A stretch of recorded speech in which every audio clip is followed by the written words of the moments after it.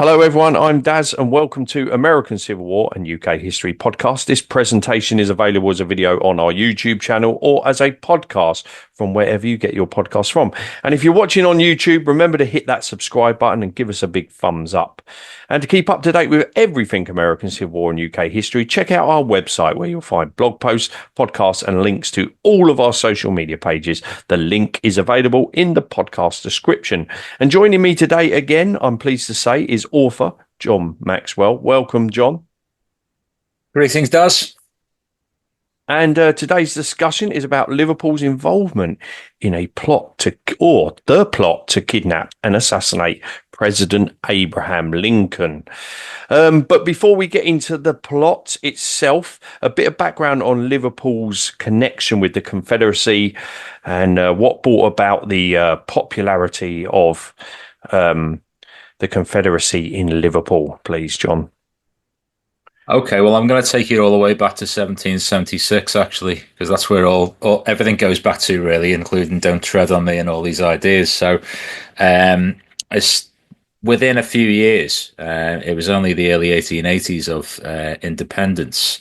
A US consulate appeared in Liverpool for very good reasons, because the economic links were profound even then, even in the late 18th century. That developed as the Industrial Revolution really kicked in, and they had the advent of steamships and screw propellers, better shipbuilding technology, in line with huge amounts of product. And by product, I mean cotton, mainly king cotton, as they called it, but also molasses, sugar, rum, tobacco coming in from the Indies and the Americas.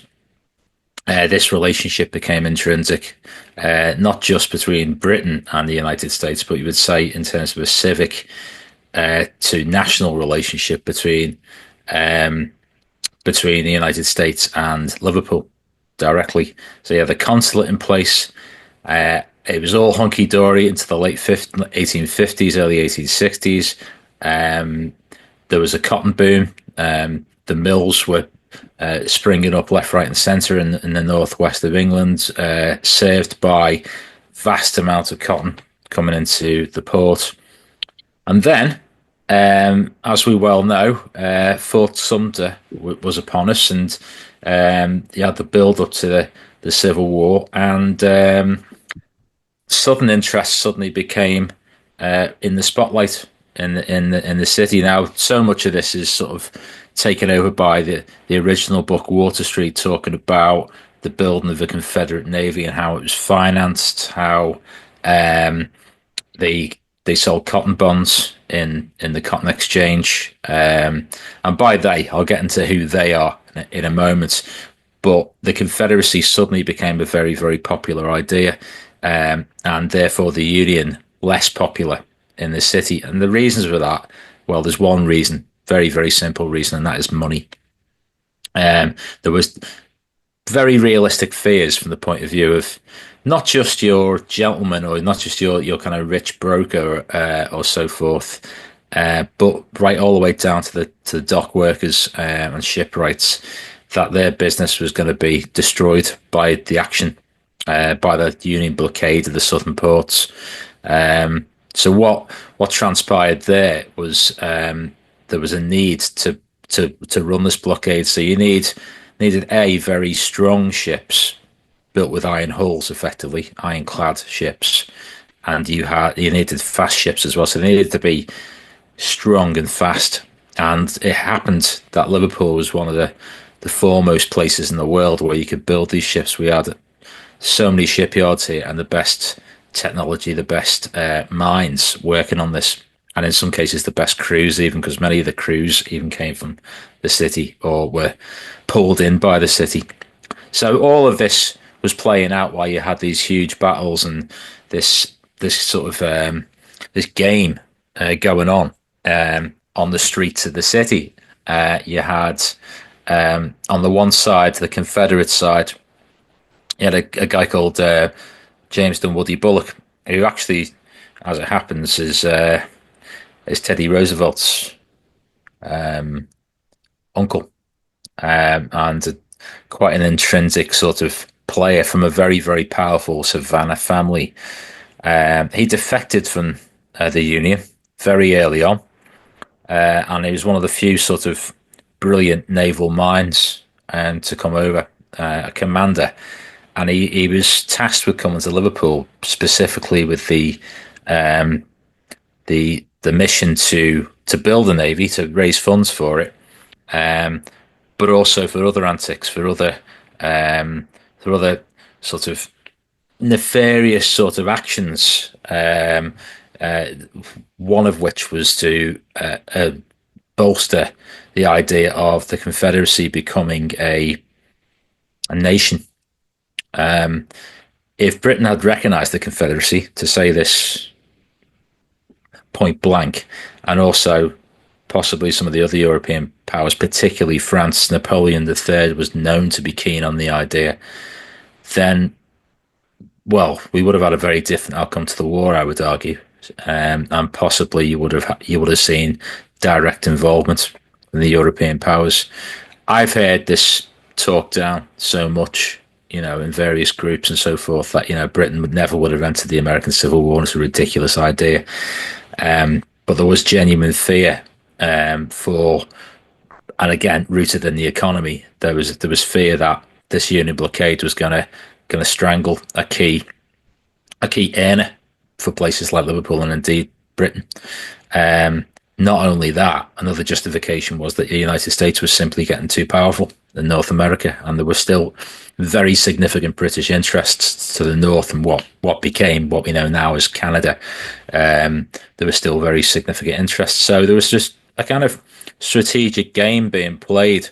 And as with any of these things, you had a kind of a shadow game as well. It was almost like a kind of Cold War situation, because Britain couldn't really be seen directly to be siding with the Confederacy, and there were machinations within Whitehall, within Westminster, and conflicts going on there from both sides, and it was brinkmanship in many ways. The powers that be, in terms of the United States, were getting very hot under the collar with it. Lincoln himself and his cabinet met to discuss a possible strategy if things went the wrong way of sending a flotilla up the Mersey to bomb the shipyards here. It was that serious. And you look at the result of all the incursions being caused by these new Confederate vessels, the way they were wrecking, particularly whaling traffic in the Pacific, actually, which sounds bizarre. Why should that have an influence in the American Civil War? Well, anyone who knows about warfare at the time, that whale oil was extremely important to it. Also, though, blockade running, getting the products out of the South and into the money markets over here. It was funding the Confederate war machine directly. So you had some very knife edge sort of situations going on. All of this ultimately led to more audacious sort of gambits. Two things. Firstly, 1863, you had the notion of the Laird Rams, which were 3 vessels built, more powerful, faster, the pinnacle of naval technology, really. And they were armed and they were ready to go. They were going to get sailed out under a false name to Egypt with a view to kind of bolstering the navy down there, which was a complete fabrication. They were actually Confederate vessels. They were financed by the Confederacy and built for the Confederacy. And it was only some serious saber rattling going on from the likes of Thomas Haynes Dudley, who was the US consul to Liverpool, taking them to court, and taking the situation to court. That stopped that, and ultimately the British relented and bought the vessels for the Royal Navy. But it was a very close run thing, and there were some serious possible repercussions off the back of this. Then, following year, and I'm giving you sort of the highlights here rather than the detail, but the following year, 1864, as it advanced and as Gettysburg was behind them, and the Confederacy was still fighting hard, although evidently losing. And by September 1864, you had this situation where money was sent over to Canada from James Dunwoody Bullock, the aforementioned naval expert and uncle of Teddy Roosevelt, and $30,000, which was amounts to millions these days. It's a lot of money in present terms. This money was siphoned to a cabal, a group called the Action Team, which sounds a bit like the A-Team, and they were based in Montreal. They were a combination of British agents, American sort of representatives, blockade runners from different parts of the US, and this money made its way into the hands of a certain John Wilkes Booth, and we all know who he is. In terms of being able to finance the networks and the conspirator gang that ultimately assassinated Lincoln and tried to assassinate Andrew Johnson, and just about failed to assassinate the Secretary of State Seward. So it was a bold gambit, but so many people think that there's a sort of like spontaneity that's attached to the Lincoln assassination, and it was a sort of a small group of people. But this evidence, and this is from Cornell University, so it's a fairly reliable source, points back to a much earlier sort of stage of planning. It wasn't so much an act of spite after the war had ended, because only a couple of weeks before Lee had surrendered at Poxmatox. It was more a case of, this was something that was planned during the war itself, and it was actually a bold gambit to try and remove the US leadership and cut the head off the snake as far as they were concerned. Tracing the money, and if you want to find answers in history, I find tracing the money is always a good way to go. $30,000 coming from Liverpool, raised by another character, a guy called Charles Prelude, who was a South Carolinian. And this company he had was a shell company for the Confederacy. Technically, a lot of this action would have been illegal, but for one loophole. And the loophole was that the gentleman in the middle with the funky beard, Mr. Prelude, was married to a local woman called Mary Wright. Now, Mary Wright was part of a very, very powerful Liverpool merchant family. So that gave him quite a few advantages. One major advantage was that he could form a company in Britain. And this meant that all the actions from that company, biased as they were towards the Confederacy, were very much in the legal. As far as in the eyes of British law, it was a loophole, and this was driving the Americans, as in the Union side, absolutely crazy. They kept challenging him in the courts, but he was selling cotton bonds off. So cotton that hadn't actually even arrived into the city, or it wasn't actually a city at the time, it was still a town, Liverpool. Cotton that hadn't even arrived into the port was being sold, almost like a kind of futures sort of arrangement. And this created a lot of money very, very quickly. And that meant that the shipyards could get to work. What was happening in the shipyards is they were building these merchant vessels, and I probably mentioned this in the last podcast, but I think it's sort of worth mentioning again, that they were building these vessels as merchant ships, sailing them out and fitting them with ordnance and cannon in the likes of the Azores and Barbados, which had strong sort of Confederate links at the time. So it was a very, very neat operation, and the evidence of this is still in plain sight. I've been up to the what was called the Confederate White House in Europe on Abercrombie Square, this place here, quite a few times over the past week. I've just did a radio piece the other day, and it's actually part of the University of Liverpool now, so that's where the arts faculty is based. But that building is actually riddled with Confederate symbolism. Even standing outside, you can see 7 stars depicting the original 7 seceded states.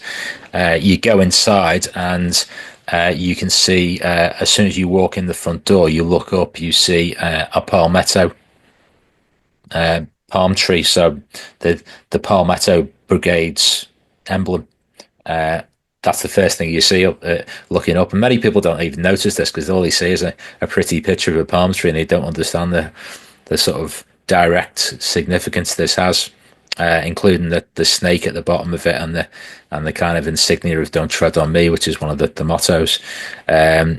For listeners, I'm sure very, very knowledgeable listeners will be fully familiar with the Palmetto Brigade and how strong they were, and there were links directly between the Palmetto Brigade and with Prelude in particular. Him being of Carolinian roots.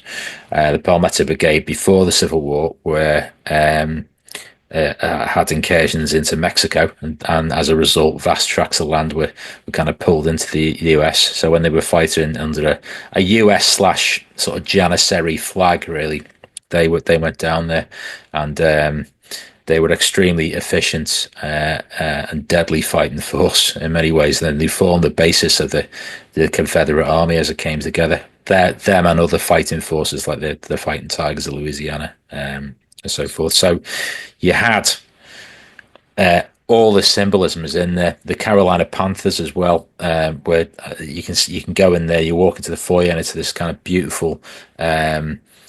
Almost kind of dome structure, in the middle, cut through the floors, and it is, if anyone's actually been into the White House or even seen pictures of the White House, it resembles the White House. It's deliberately built that way, and Prelude built this in 1862 with a view to welcoming the man himself, Jefferson Davis, into the city.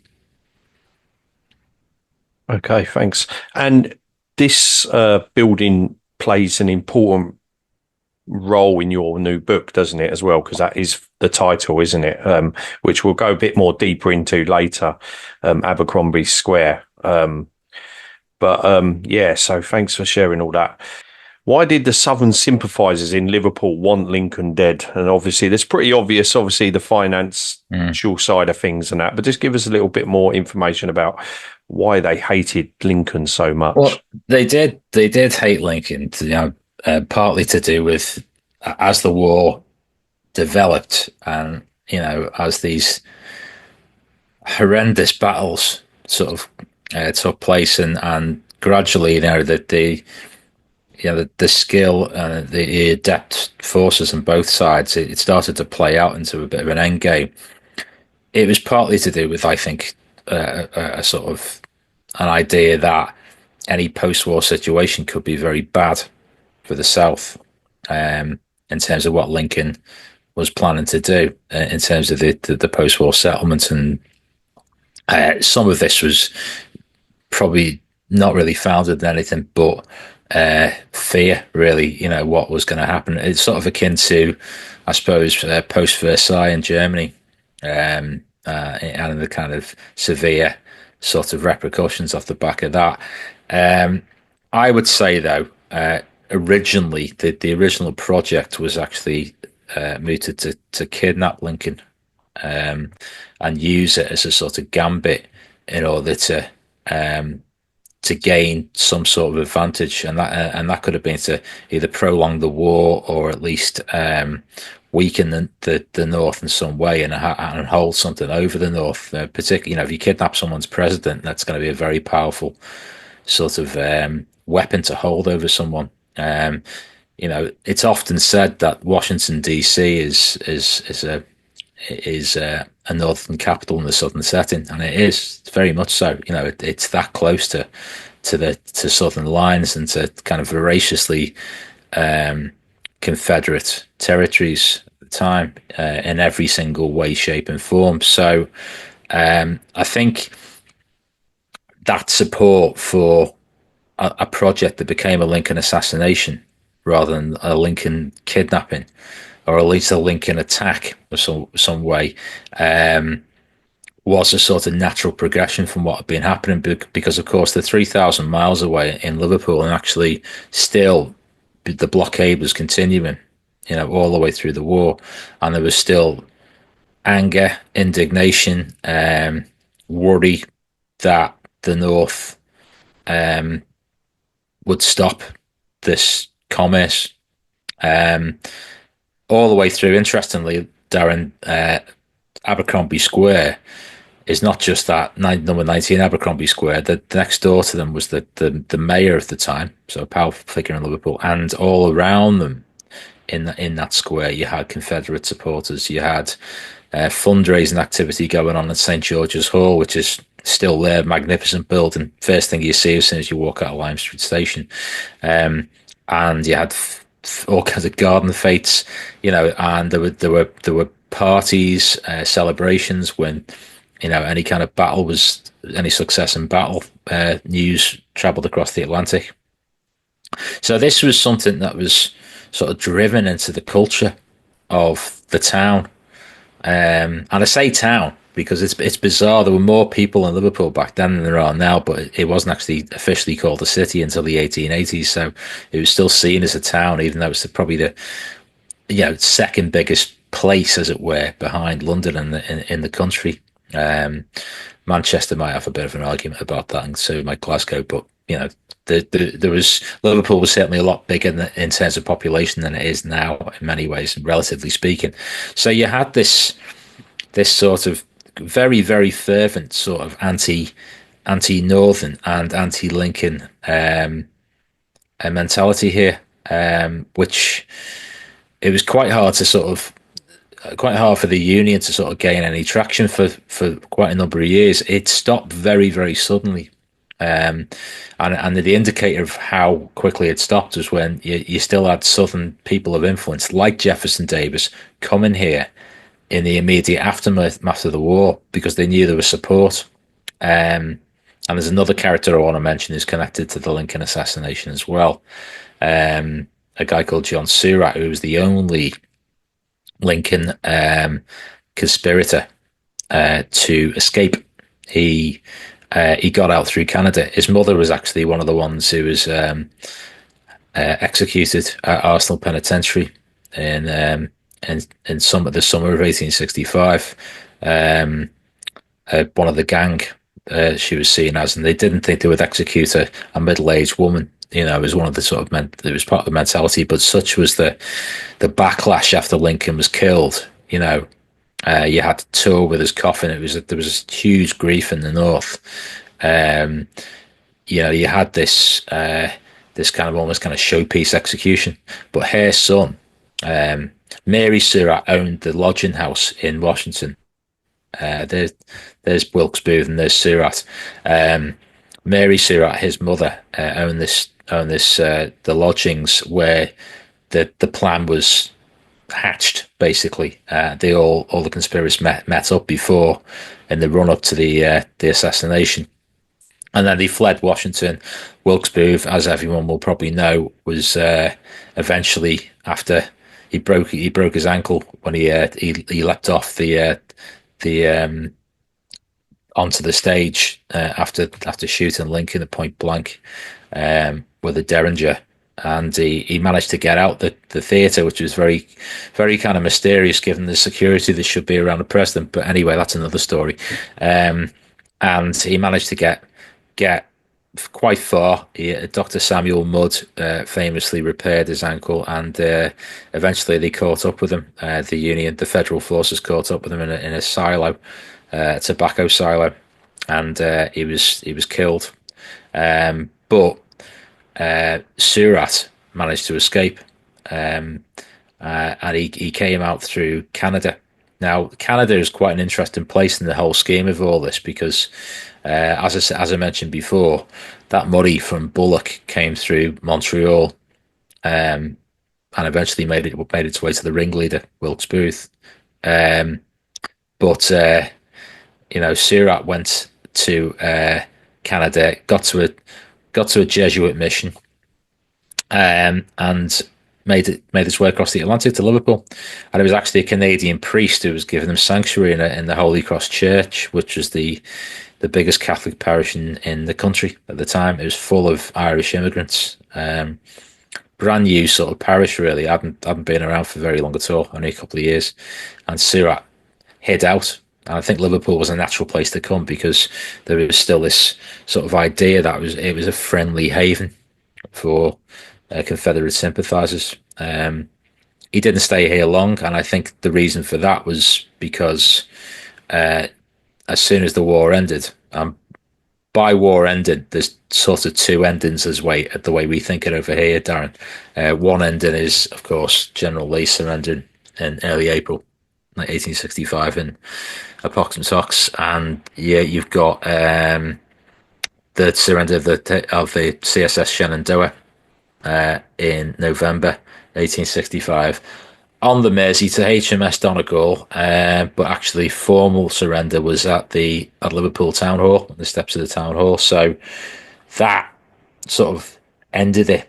But even before that, even as soon as Lee surrendered, and as soon as it was very, very clear that there was no coming back for the Confederacy, in spite of some very strong forces that were still in place, it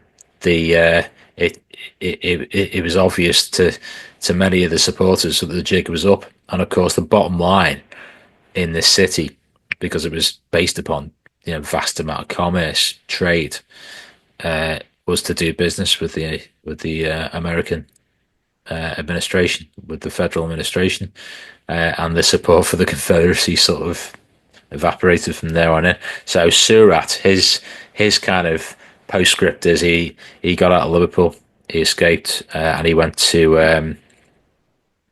the Vatican. He escaped to the Vatican, and he was given sanctuary there. The fates of Charles Prelue and Bullock are actually, they're quite different. Bullock stayed in the city, and there was a fear for a while that if he ever returned to the United States, he would be arrested because of the severity of his actions, really, the kind of length of the treason that he got up to. And there's Bullock on the right of the frame. That's actually a much later picture of Bullock. Bullock lived to a ripe old age. He was, I think it was 1903, passed. And he also had substantial influence in the city. He formed several charitable concerns. He was known as a bit of a philanthropist. He maintained contact with his nephew Teddy for a long time, and of course Teddy himself, Teddy Roosevelt, became president, as people will know, because he was vice president, and his president McKinley was assassinated himself. So there's a sort of link with this man between two, in very different ways, I must add, but to two assassinations of two American presidents. Prelue's fate was very different. I have not got absolute evidence of this, but the circumstantial stuff seems to point towards an estrangement from his wife. He left the city and he moved down to London, and he was made bankrupt. So all this vast amount of money, and this is a guy who had only a couple of years before and had considerable influence. It drained, and he ended up in a pauper's grave in Kensal Green Cemetery. So very different sort of stories, but you can see from all these sort of actors in it that there was this sort of desperate game going on. And I think it's when I started on this journey writing Water Street, which was the previous book, I almost didn't believe my eyes, the stuff I was finding out. But now I'm becoming much more sort of confident and bullish about this, that actually this had a huge influence. All of this action had a huge influence on the outcome of the American Civil War, and obviously that cataclysmic event at the end of it, where Lincoln was assassinated, and it pretty much changed history. I think many will agree that Johnson obviously didn't have the charisma of Lincoln, but also, the Jim Crow laws and all the South wasn't the same place. It, it didn't have the kind of the same impact. If had Lincoln lived, it would have been a very different sort of outcome. So these are world changing events that were influenced by actions going on in this city. Yeah, I'd like to take you back a little bit and ask a bit more about John Wilkes Booth and how they managed to, pick him out to be the man to carry out this action. And was there contact? I mean, the Atlantic's a big ocean, isn't it? So, I mean, it takes a long time for that information to go to and fro. So, how did they know it was, that Wilkes Booth would be the man to carry out this act of assassinating Abraham Lincoln? But like you said, also maybe even just kidnapping. Well, Booth was known as he was sort of like seen as a sort of semi-famous character. His brother was a really successful actor, and people may know this or not, but his brother actually, this is bizarre.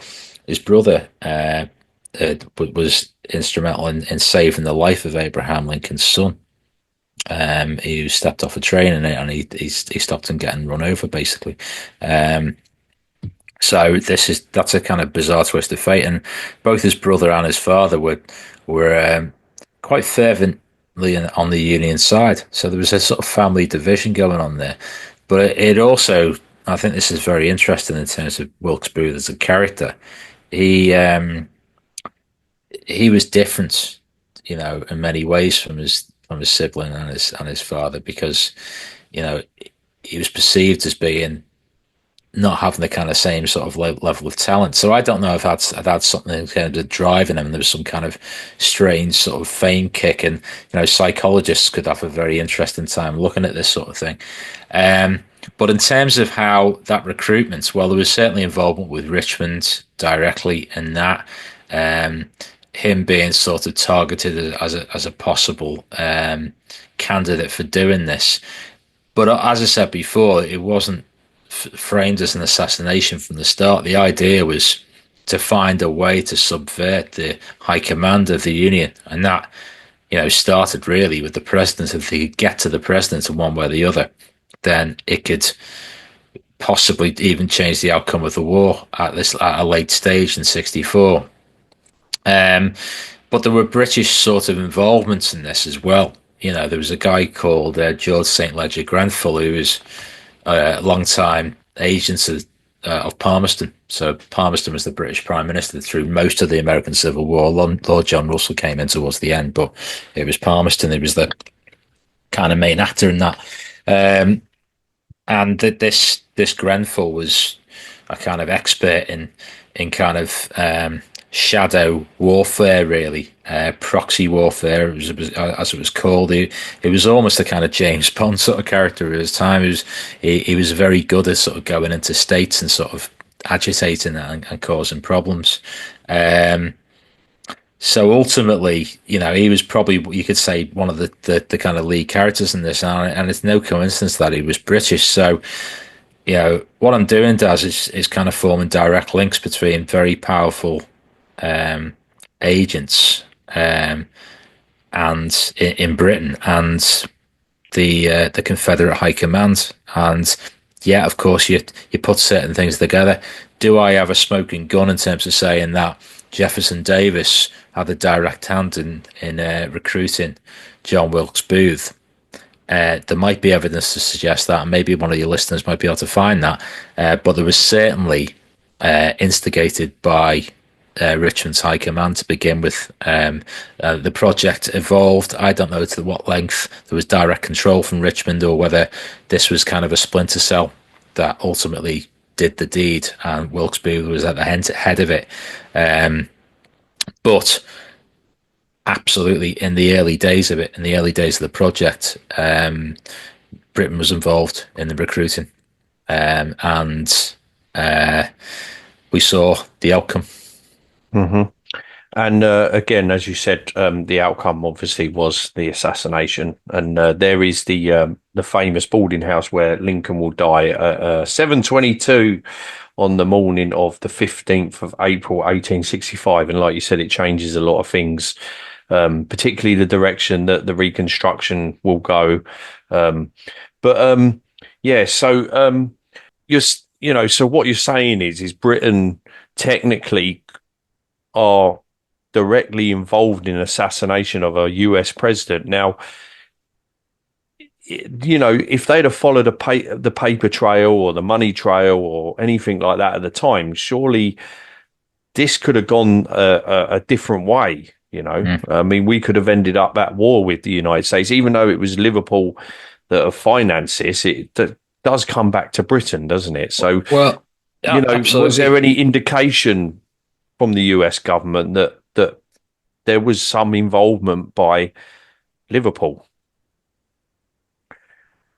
As far as I know, I think this is something that there was obviously indication that there was hostility. Certainly, I mentioned before that the Lincoln's cabinet met. They knew the level of damage that was being caused by throughout the Civil War, but all the way through this. As long as there was a blockade, there was support coming out of Liverpool, so they knew about that. Obviously, the level of top line sort of influence within the British government. Well, put it this way, they were very, and they still are, as far as I know. And this isn't sort of tinfoil hat stuff. This is sort of like what we know. And the US Secret Service sort of is very good at this as well. Like, the CIA and so forth, and NSA are very, very good at this. And you might argue necessarily so, as MI6 are in this country. They can cover the tracks. They know how to do it, and historically, they're very good at covering the tracks. So, the extent to what the hierarchy in the Union, obviously Johnson after the assassination, knew about British involvement and Liverpool involvement is pretty unclear. What I do know is, what really happened in terms of the outcome was that support for the Confederacy drained. And business was resumed, and very quickly the cotton trade got back to what it once was. In fact, it exceeded it. Getting into the 1870s and 1880s, the money was flowing back in, and the relationship was restored. Which kind of surprises me to a certain extent. I know one thing is the British had to pay, I think it was 15 million in reparations after the American Civil War for this action. So I would say someone said, you better put your hand in your pocket. Mm-hmm. And, if you want us to forget about this, or at least make it go away so business can resume, the British had to pay. Yeah. So I think there was certainly, the powers that be in Washington would have known some kind of involvement. What is very interesting to me is the level to which there was no overt backlash against the British for this, possibly because of the power of the British Empire at the time. But possibly, but also they're not actually technically directly involved. It's more of being financed by the powerful people in Liverpool, isn't it? In a way. Well, yeah. To use a modern expression, there could have been a touch of throwing them under the bus a little bit, and they're going, well, it's nothing to do with us. I do know, though, and I've looked into it quite extensively, and Lord John Russell, who was the Foreign Secretary for the lion's share of the war, he was a very, very powerful character in British politics. He was the Prime Minister during the Great Hunger in Ireland, and he would be the Prime Minister again at the end of the Civil War. He really did his best to kind of rattle the cages of the Americans. He wouldn't. He sat in his hands, and it was deliberate. He kind of, there was a back and forth communique going on between the American minister, as it was called, because the Americans didn't actually have an ambassador to the United Kingdom or to Britain at the time, because they weren't considered a proper nation. This is a bizarre sort of thing, but they weren't actually considered a sovereign nation in the same way. possibly something to do with being a republic. But so the American minister at the time had a back and forth communique with Lord John Russell about complaining.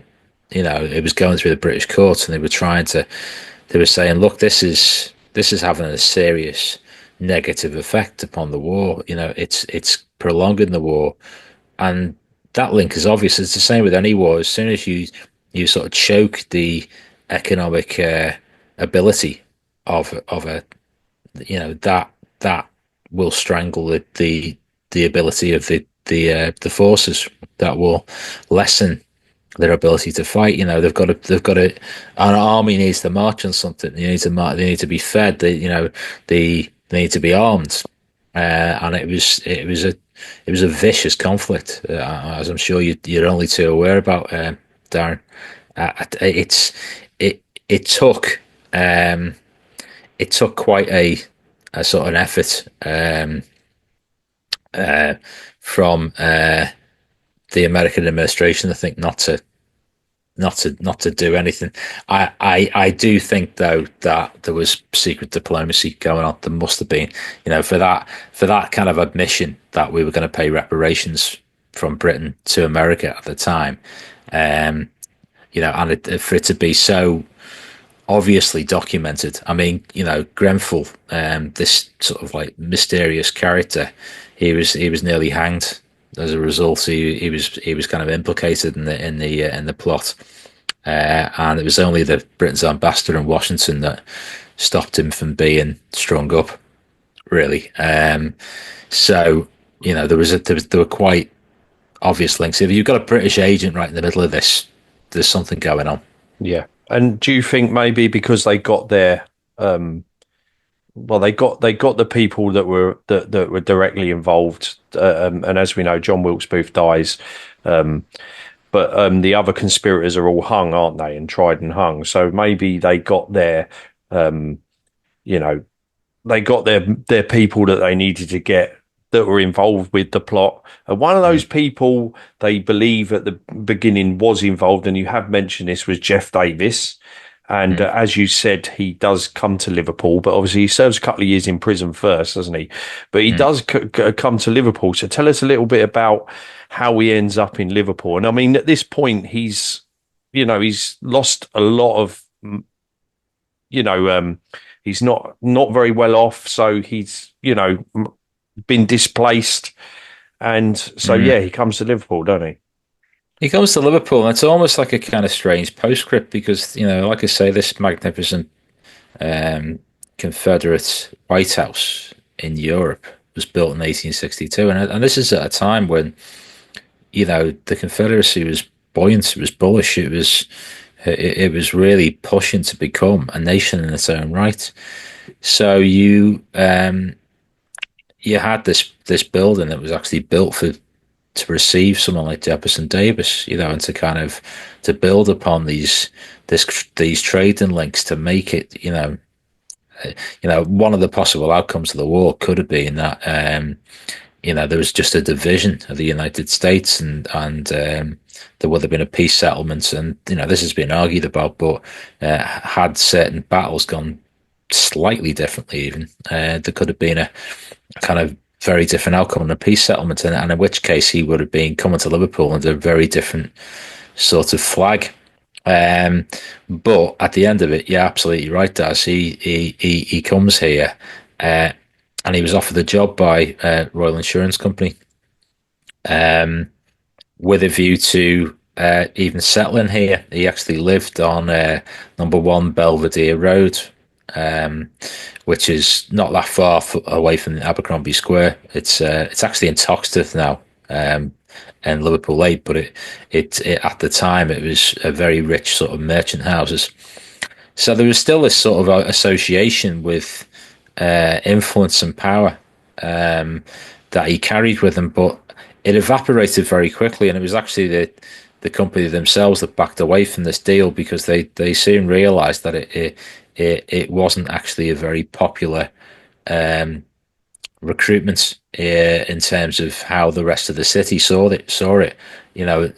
As I said, the support for the characters or the actors, as you could say, in who came over from the south had evaporated. Prulu had to leave town. It was only Bullock really that kind of managed to kind of salvage much of her reputation. And I think it was because he managed to charm quite a few of the sort of powerful. He made powerful allies in the city, and he still had some influence across the pond as well. But Davis stayed here for quite a while. He came back and forth, but he really was sort of looking to get some sort of haven in the city, and eventually he realised that it just wasn't tenable. He had to return. Yeah, and again, I mean, I had a great chat with Jefferson Davis's great great grandson, Bertrand Hayes Davis, and Wow. he made it quite. He explained that after the war he was near enough destitute. So obviously looking for opportunities elsewhere and maybe in a new country and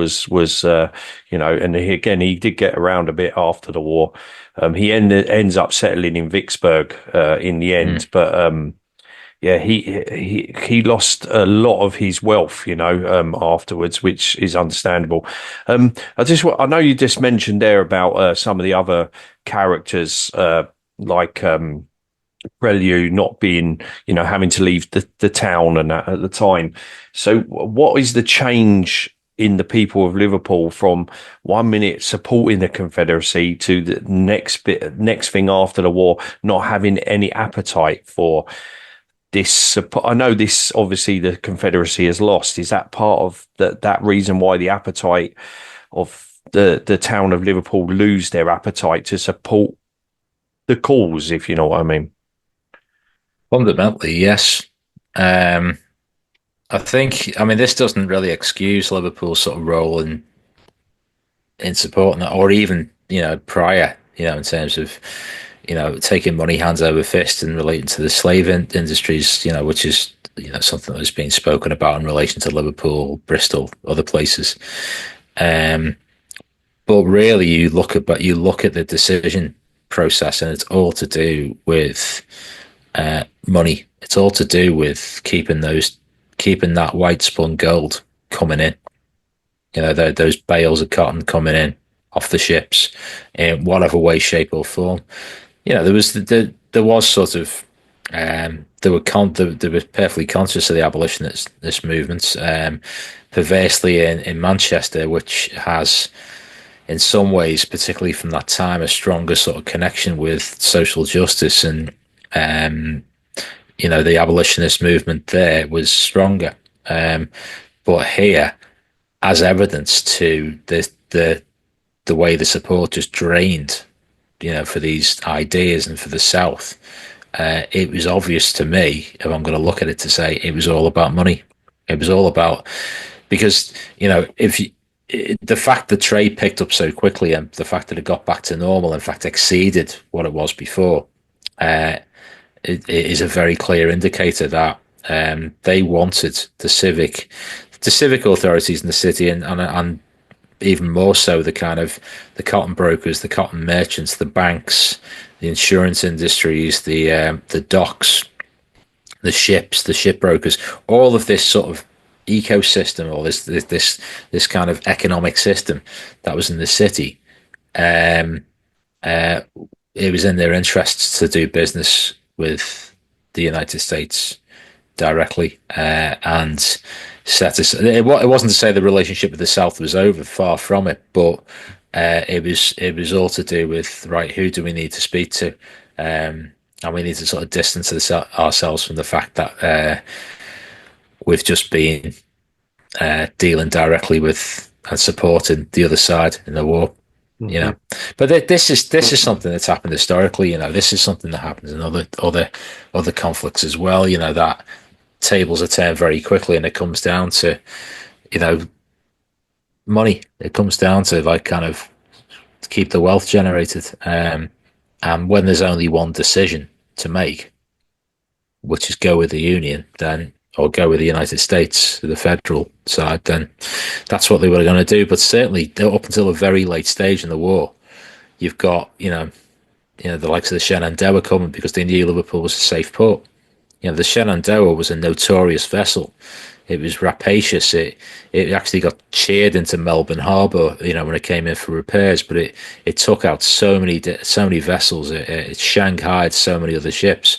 It was a notorious bruiser of a ship. And they went to great pains. They sailed around the Cape in South Africa to get all the way back to Liverpool because they knew that Liverpool would be a sort of a friendly port to surrender, as it were. So it was probably around 1866, 1867 that support for the Confederacy evaporated as it really sunk in. That was the outcome of the war, and things started to settle. But it was quite a short period, really. Okay, well, thanks for giving us a great insight into the Liverpool's involvement in the kidnap and assassination of Lincoln.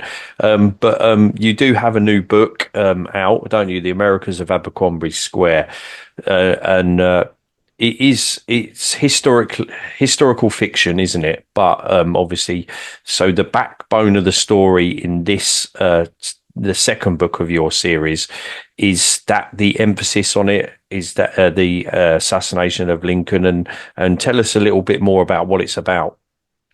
Well, actually, it picks up in some ways from the last book. The last kind of bit of Water Street features the aftermath of Gettysburg and the Lincoln's address, but also machinations being made even then. Now, I've brought sort of my knowledge of sort of both spy fiction and also the way secret sort of actors work and look to disrupt. So at the start of this book, it begins with the Lincoln assassination and the news traveling across to Liverpool. It takes 12 days to get across, of course, because they didn't have the telegraph then. And when this news hits town, you've got Harriet, who's sort of like the central character in the previous book. Now, Harriet's sort of based on real people. She's sort of a combination of Harriet Tubman and another woman who was rumored to be the wife of who might possibly be Jack the Ripper. Anyway, that's another story. But there were female spies were a very, very real thing during that war. Harriet in the previous book had come over with her husband, who's roughly based upon the aforementioned Bullock, and she's a Union spy. And the reason why I've given I've invested so much in this Harriet character is because I needed to have a kind of direct action, a direct link with the Union, sort of fighting against all this Confederate activity in the city. Anyway, I'm not going to give any spoilers to Water Street because many of you haven't read that yet. But what happens here is she's getting ready. She's very disillusioned.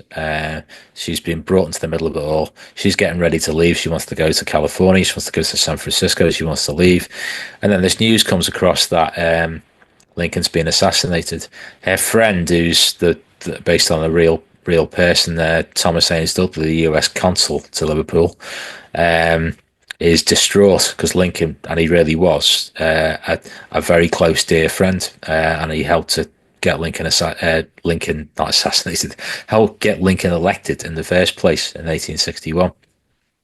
So this goes into a kind of story where Harriet's daughter is kidnapped, and the reason why she's been kidnapped is she needs to be pressed back into action because, drum roll, you have Prelow and you have Bullock, who have raised the money for the Lincoln assassination, and they're sort of wanted characters. And also Surratt appears in Liverpool. So all this activity is going on, and she's tasked with bringing Surratt to justice and packing him off back across the Atlantic so he can face trial. Whether she succeeds or not, you'll have to read the book. Exactly. And I'd love to know, so you've got Benjamin Butler on the cover there. So Where Yeah, does he factor into to your Butler's a very story? interesting sort of guy. Yeah, I Oh, he think certainly is. Yeah, 100%. Yeah. he's yeah, in many ways not a conventional. He's a major general, but he had that rank. He actually ultimately did run for president himself, and he failed. But he was despised in the South, particularly in New Orleans, because he was the governor there for a while. To the extent that he put his face on the bottom of Yeah, chamber the pots. the women didn't like him down there. No, that's an understatement. No, they really didn't like him. And like I said, they anyone who prints someone's picture on the bottom of the chamber pot, I don't think you can get any more despised than that. But also, you know, figure almost a kind of comical figure to many. He obviously wasn't seen by the Southerners in the same sort of bracket as someone like Sherman, maybe, who is, you know, a very divisive sort of character in many ways, or other sort of Union generals, McClellan and so forth. But actually, what I know about Butler is, and he was the perfect sort of candidate for being head of this sort of shadow conspiracy, was that he really didn't like Lincoln at all. And I do think there's, and again, this is very speculative, but I think, you know, the British involvement is clear in this book, and I've included it. I've Lord John Russell as a character in the book. But I do think that there is an argument for possible involvement, let's put it that way, on the northern side, in terms of not just the assassination, but in terms of subverting the government because of the outcomes. It wasn't just, you know, blanket support for Lincoln. It never was. And this is why Butler's sort of become a character. He's a character in Water Street, and he's sort of set as this sort of Machiavellian, meddling sort of character. There's no evidence that he actually ever really did come to Liverpool, and there was a reason for him to come to Liverpool. But I've brought him into this because I do strongly believe, through the fact that he was a spy master, and through how he sort of behaved in terms of his relationship with the powers that be in Washington, and in terms of how he governed. And he had that stripped from him, so he was quite a bitter sort of actor in the whole thing. That he's the ideal candidate to put in the book like this, because he would be someone who'd be trying to sort of subvert things and move things around. There were quite a few similarities, Daz, between the Lincoln assassination in some ways and the Kennedy assassination. And you look at and I've sort of borrowed some of those tropes from many of the stories surrounding Kennedy, because there are quite a few unanswered questions, particularly about Lincoln's security detail at the time. The Pinkerton Detective Agency are also kind of featured in this book. And yes, it does kind of go out there, and it's very sort of brash in terms of, you know, conjecture. But like I said before, with the likes of Grenfell and the links with, you know, the British hierarchy, that it's not quite as far-fetched as some people might believe. There is actually some basis here. Excellent, thanks. And I believe you have a extract you wanted to play for us from the audio book. I do indeed, yeah. Can I share? Am I able to share? So just to kind of introduce this clip, this is so this features Thomas Haynes Dudley, who is a real character, he's a real person. He was the US consul of Liverpool. He's the guy who was really trying to fight all this Confederate activity in the city. And at this point, he's at the end of his wits. Lincoln has been killed, and he is trying to find a way to bring these people to justice and really uncover this deeper conspiracy that's going on between the British and the Southerners. So he's sitting there in a hansom cab outside this place, and he's not allowed, because it's a headquarters of a limited company. It would be trespassing, and he would be prosecuted himself if he tried to find out the information that's behind these walls in 19 Abercrombie Square. So this is the point we enter this clip. The hansom carriage parks in the same spot that it always occupies at this time in the morning, and then at dusk, or wherever Messrs. Priolo and Bullock choose to finish their day's business at 19 Abercrombie Square, an exquisite Georgian square taken straight from Bloomsbury and transplanted here in Liverpool. although many a Liverpolitan gentleman would argue that it is the opposite way around. Only serious money lives this far up the hill, the same money that dictates what goes on down by the Mersey shore. The back of the carriage is occupied by the United States Consul, and this is a ritual part of his morning commute down the hill to Paradise Street, as it will be on his run home later. Thomas Haynes Dudley is a lonely, displaced American, full of physical and spiritual pain, eager to return to New Jersey, but knowing that his work is far from done on this side of the Atlantic. President Johnson hasn't gotten to him yet in his cull of Abe's apparat, but DC hasn't responded favourably to any of his messages since the events of April.